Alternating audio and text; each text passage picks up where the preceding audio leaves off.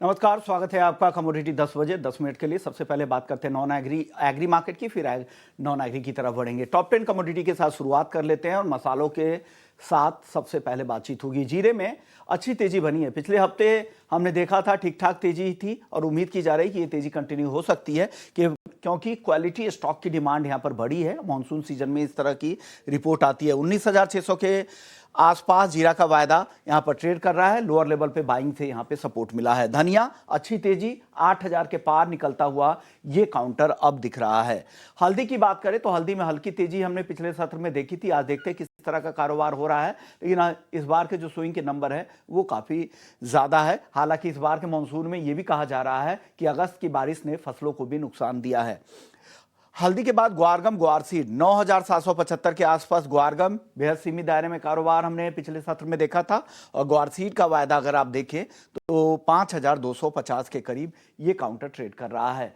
Castor की बात करते हैं। कैस्टर सीड 6,725 के आसपास यहां पर लोअर लेवल पे बाइंग है। कहा जा रहा है कि कैस्टर ऑयल का एक्सपोर्ट यहां पर बढ़ने की उम्मीद है। चाइना से डिमांड की उम्मीद में ये सपोर्ट फिर से मिला है। अब बात पाम तेल की करते हैं। पाम तेल में आज 1.5% के आसपास की तेजी, रूपी नहीं रिंगिट है। 4,530 रिंगिट के आसपास मलेशियाई पाम तेल का वायदा ट्रेड कर रहा है। कपास की अगर चाल देखें तो 1,590 रुपए के नीचे एनसीडीएक्स पर कपास का वायदा ट्रेड कर रहा है और आइस कॉटन 66.5 सेंट के करीब ट्रेड कर रहा है। कपास खली अच्छी तेजी के बाद 3450 के ऊपर हल्की मुनाफा वसूली पिछले सत्र में हमने आखिरी घंटे में देखी। 3450 के करीब पिछले सत्र की क्लोजिंग है। आज मेंथा ऑयल में को देखें तो आज 1% कमजोर दिख रहा है। 945 रुपए के आसपास ये काउंटर ट्रेड कर रहा है। हमारे साथ दिनेश सोमानी जी हैं प्रो इंटेलीट्रेड सर्विसेज से। बहुत बहुत शुक्रिया दिनेश जी। सबसे पहले हमेशा की तरह हल्दी से ही शुरुआत कर लेते हैं सर। हल्दी को लेकर सर क्या खबर है? जी बिल्कुल, आज निजामाबाद में 1500 बोरी की अराइवल्स है और बाकी जो मराठवाड़ा की मंडियां ये काफी ज्यादा बंद है। वहां पे जो है गणपति का त्योहार है और कुछ इश्यूज के चलते वहां मंडियां बंद है। साथ ही साथ में जो एनसीडीएक्स की रिपोर्ट आ रही थी क्वालिटी कंसर्न को लेके, वो डेट भी शायद 29 के आसपास हो चुकी है, तो उस पर भी कोई निष्कर्ष निकल कर नहीं आया है। ओवरऑल मुझे लगता है कि 13,000 का सपोर्ट जो है ये अक्टूबर कॉन्ट्रैक्ट लेकर चलेगा। ऊपर में 13,600 का रेजिस्टेंस है या 600 रुपए का दायरा मुझे लगता है कि आने वाले 3 से 4 दिन में मेंटेन करता हुआ नजर आता है। ओके, तो हल्दी को लेकर ये 600 का दायरा आपको दिख रहा है। सर जीरा अच्छी तेजी है, क्या दाम है इस तेजी में? जीरा आपको लग रहा है कि 20,000 के ऊपर जाके टिक पाएगा? कि 20,000 के ऊपर जाने की संभावना इसलिए लगती है कि फिजिकल डिमांड बहुत ही शानदार है। जो आगे त्योहार आ रहे हैं, हमारे गणेश जी का त्योहार है, उसके बाद में नवरात्रि है, फिर दशहरा, दिवाली है। इसके चलते ग्राहकी बहुत ही शानदार है और व्यापार काफी अच्छा हो रहा है। तो मुझे लगता है कुछ हद तक के सपोर्ट इन प्राइसेस को जरूर मिलना चाहिए। 19,600 19,500 के आसपास जीरा मुझे लगता है कि एक बार बाइंग का अवसर बन सकता है। 20,400 के लेवल से दिखाने की संभावना लगती है और 19,200 का इसमें स्टॉप लॉस मेंटेन कर सकते हैं। जीरे में एक रिकवरी संभव है। ओके, जीरे में एक रिकवरी संभव है। वो रिकवरी पिछले हफ्ते से ही दिख रही है और 19,650 के ऊपर ये काउंटर पहुंच चुका है। सर 8,000 के ऊपर धनिया भी आ चुका है। क्या धनिया को भी इस त्योहारी सीजन से सपोर्ट मिल रहा है और तेजी बची हुई है क्या? जी बिल्कुल, स्ट्रॉन्ग काउंटर है। मतलब एक 100 रुपया 150 रुपए का भी डिप देने के लिए राजी नहीं है। मुझे लगता है कि 79 के आसपास इसमें खरीदारी दोबारा लौट कर आ सकती है। 8060 8240 ये अपसाइड में धनी में लगता है और डाउनसाइड में लगता है कि 7770 का इसमें स्टॉप लॉस मेंटेन करना चाहिए। ओवरऑल मुझे लगता है कि डिमांड यहाँ पर भी शानदार है। स्टॉक्स घटते जा रहे हैं और डीमैट में मात्र सिर्फ बहुत लिमिटेड स्टॉक है। इसके चलते मुझे लगता है कि धनिया एक स्ट्रॉन्ग काउंटर इमर्ज होकर आ सकता है। ओके, धनिया एक मजबूत काउंटर आपको यहां से लग रहा है। चलिए, मसालों के बाद ग्वारसी ग्वारगम की बता दीजिए, यहां पर कुछ तेजी लग रही है आगे? जी बिल्कुल, 5200 का बेस ग्वारशीट बना के चल रहा है। अभी वहां पे जो प्रोड्यूसिंग एरियाज है वहां पर बरसात हुई है और उसी के चलते में थोड़ा सा गैप डाउन ओपनिंग आज देखने मिला है। बट मुझे लगता है कि 5200 के स्तर पे ग्वारशीट को सपोर्ट मिलने की पूरी संभावना है। ऊपर में 5275 एक बड़ा रेजिस्टेंस है। 5275 के ऊपर ये 5340 5400 के लेवल दिखा सकता है।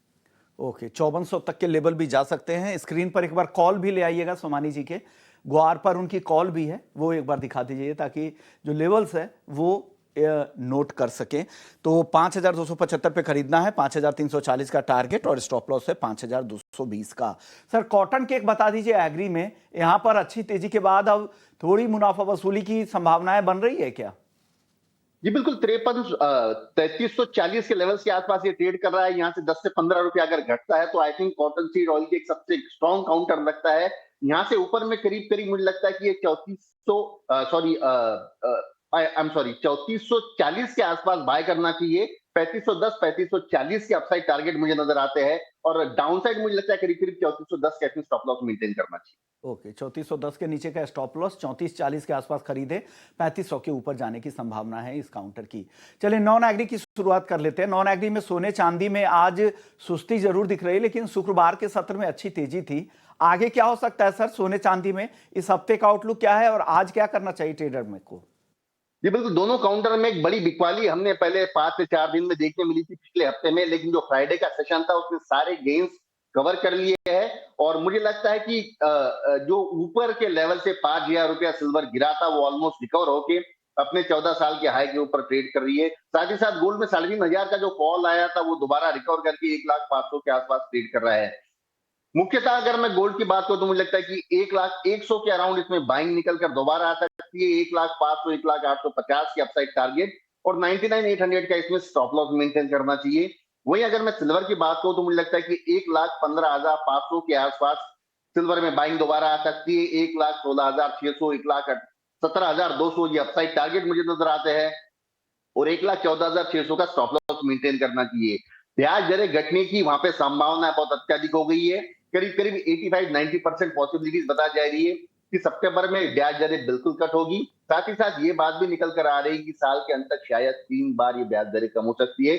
उसी के चलते दोनों बुलियंस में एक बड़ा सपोर्ट मिला है, और प्राइसेस ऑलमोस्ट 80 के आसपास आ चुकी है। ओके, जो ओवरहैंग था वो जैक्सन होल की स्पीच में पूरी तरह से क्लियर कर दिया जेरोम पॉवेल साहब ने, और अब लग रहा है कि ब्याज दरें सितंबर में तो घटेंगे ही, आगे की बैठकों में भी कटौती हो सकती है। उसका फायदा हमने शुक्रवार के सेशन में दिखा था। उस तेजी के बाद पॉज लिया है बाजार, लेकिन यहां पर लगता है सोमानी जी को कि खरीदना चाहिए।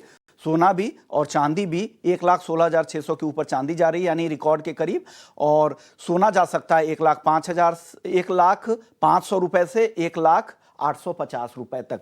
दोनों के लिए स्टॉप लॉस आपको बताए गए हैं, उसे भी नोट कर लीजिएगा। सर कच्चा तेल बताइए, कच्चे तेल की तेजी लगातार बनी हुई है, हफ्ते भर में 2% के आसपास की तेजी दिखी है, और ये तेजी एक्सटेंड हो सकती है क्या?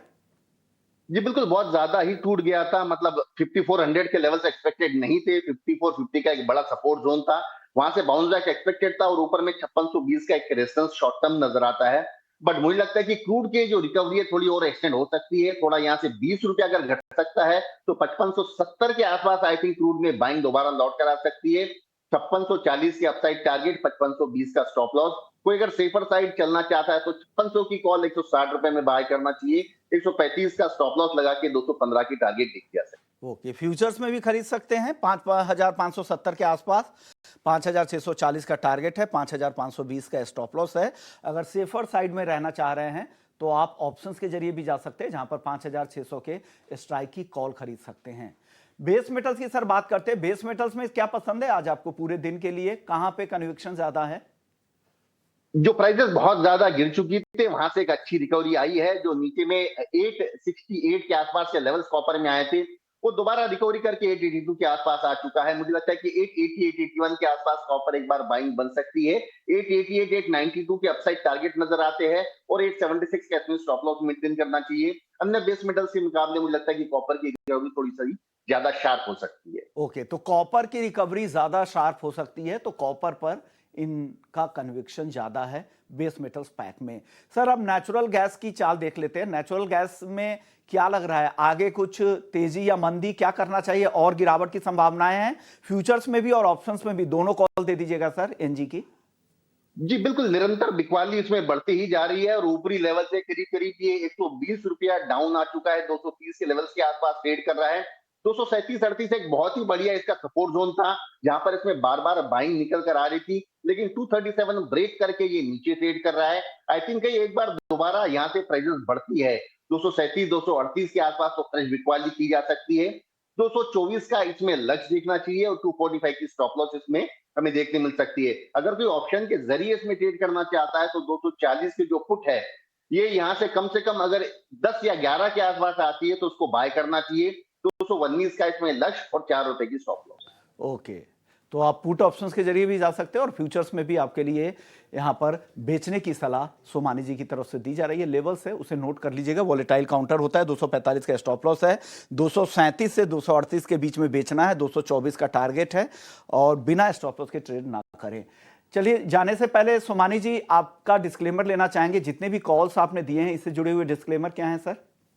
जी बिल्कुल, पर्सनल मेरी कोई पोजीशंस नहीं है, लेकिन क्लाइंट्स को मैंने सारी पोजीशंस रिकमेंडेड की है और उनके पर्सनल उनके ट्रेड्स भी है इसमें। ओके, शुक्रिया सर, आपने वक्त दिया हमारे दर्शकों के लिए और नॉन एग्री और पूरे ही एग्री मार्केट पर राय रखी। चलिए, कमोडिटी 10 बजे में फिलहाल इतना ही। ब्रेक के बाद हमारे साथ एक खास मेहमान होंगी, देवना मीरा होंगी, फर्स्ट ग्लोबल की चेयरपर्सन। उनसे खास बातचीत होगी कि बाजार में क्या कुछ होने वाला है, 27 अगस्त की जो अतिरिक्त टैरिफ की जो डेडलाइन है उसका घरेलू बाजार पर क्या असर होगा, कौन सी थीम यहाँ से चलने वाली है, इस उतार चढ़ाव में आपकी क्या रणनीति हो, पूरी चर्चा होगी। ब्रेक के बाद जल्द लौटते हैं।